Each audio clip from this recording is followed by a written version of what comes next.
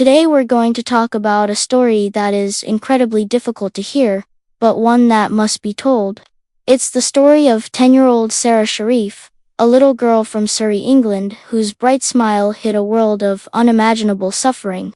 Her life was cut short in one of the most horrific ways possible, and her case has left a deep scar on the public consciousness, forcing a hard look at the systems designed to protect children. Sara was born in January 2013, to the outside world. She was just another child, but her young life was far from simple. She had complex family relationships and had, at various times, been known to social services. Friends and teachers described her as a joyful girl, full of personality, who loved to sing and dance. But, behind closed doors, a very different reality was unfolding. The abuse she endured was not a single, tragic event, but a relentless campaign of cruelty that escalated into something truly monstrous. In August 2023, Sara's suffering came to a brutal end. On August 8th, she died in her own home. But her body wasn't discovered for 2 more days. When police finally entered the house, they found her tucked away under blankets in a bunk bed, as if someone had tried to hide the unthinkable. What a postmortem examination later revealed was sickening. Sara had been subjected to a sustained and brutal assault. Her small body was covered in more than 70 separate injuries. These weren't old bruises, they were fresh. She had broken ribs, a fractured collarbone, and severe burns. There were bite marks, countless bruises, and evidence of a traumatic head injury. The list of injuries was so extensive and so severe that the judge at the trial would later describe her treatment as nothing short of torture. As the investigation unfolded, the true horror of Sara's final weeks came to light. Evidence presented in court painted a picture of a child living in constant fear. She had been physically restrained with packaging tape.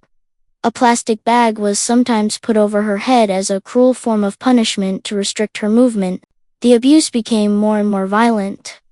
Prosecutors described how she was beaten with a cricket bat and a metal pole. She was burned with a household iron and scalded with hot water. At school, Sara started wearing a hijab, not for religious reasons, but to try and hide the bruises that were appearing on her face and neck. A child, trying to cover up the abuse she was suffering at the hands of her own family. Just after Sara's death, her father, Irfan Sharif, her stepmother, Bainash Batul, and her uncle, Faisal Malik, packed their bags.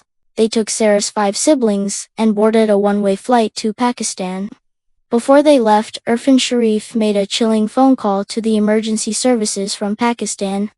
In a tearful confession, he said the words, "I killed my daughter. I beat her up too much." Back in the family home, police also found a handwritten note left next to Sara's body. In it, her father admitted to the violence, claiming he lost it and never meant to kill her. This triggered a massive international manhunt. The 3 adults were the primary suspects, and their escape to Pakistan complicated the investigation. But after weeks of intense pressure and cooperation between UK and Pakistani authorities, the 3 returned to the UK about a month later.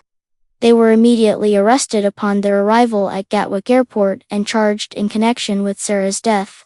Their trial at the Old Bailey in London lasted for 10 weeks. The jury was presented with overwhelming and deeply distressing evidence of the abuse Sara had suffered. The prosecution detailed the calculated cruelty she faced daily. The defense for her father and stepmother tried to shift the blame onto each other, each accusing the other of being the main abuser. However, the evidence showed that this was not the act of a single person, but a shared brutality within the household. The jury heard how Sara had become a target, punished for the smallest things, her small body bearing the marks of their rage. In December 2024, the jury delivered their verdict. Sara's father, Irfan Sharif, and her stepmother, Bainash Batul, were both found guilty of her murder. Their uncle, Faisal Malik, was cleared of murder but found guilty of the lesser, yet still serious, charge of causing or allowing the death of a child. He had lived in the house, he had seen what was happening, and he did nothing to stop it. The sentencing that followed reflected the extreme nature of the crime. Irfan Sharif was sentenced to life in prison with a minimum term of 40 years.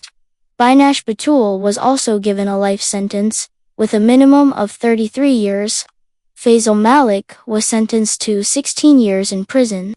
In his sentencing remarks, the judge paid tribute to Sara, calling her a beautiful little girl, full of personality with an unquenchable spirit. He stated that the scale of her injuries and the cruelty inflicted upon her in her final weeks clearly amounted to torture. But Sara's story is not just one of familial evil. It's also a story of systemic failure. An independent child safeguarding practice review was launched after her death. The findings were damning. It was revealed that Sara had been known to multiple agencies, including social services and schools, for years. There were missed opportunities, moments where intervention could have changed the course of her life. The report highlighted a lack of communication between different services and a failure to piece together the signs of escalating harm. Sara was a child in crisis, in plain sight, but the system that was supposed to be her safety net failed to catch her. Her biological mother, Olga Domin, who lived in Poland and was separated from Sara's father, was left to mourn the daughter she had been fighting to see. She remembered Sara as a happy, loving child, and she is now left with only memories and the painful knowledge of how her daughter's life ended. The case of Sara Sharif has sent shockwaves across the UK and beyond. It has forced a national conversation about child protection. How can a child be so visible to the authorities, yet so invisible in her suffering? How can we ensure that the warning signs are not just seen, but acted upon? Sara's story is a harrowing reminder that the responsibility to protect children belongs to everyone. It's a call to action for neighbors, teachers, and officials to be more vigilant, to listen to the quiet whispers of children in distress, and to have the courage to speak up. Sara's unquenchable spirit was extinguished by those who should have protected her most. We have a duty to her memory, and to all children, to learn from this tragedy and to do everything in our power to prevent it from ever happening again. If you or someone you know is experiencing abuse, or if you are concerned about a child's welfare, please reach out for help. There are organizations and helplines available that can provide support and intervention. You are not alone, and help is available. Thank you for listening.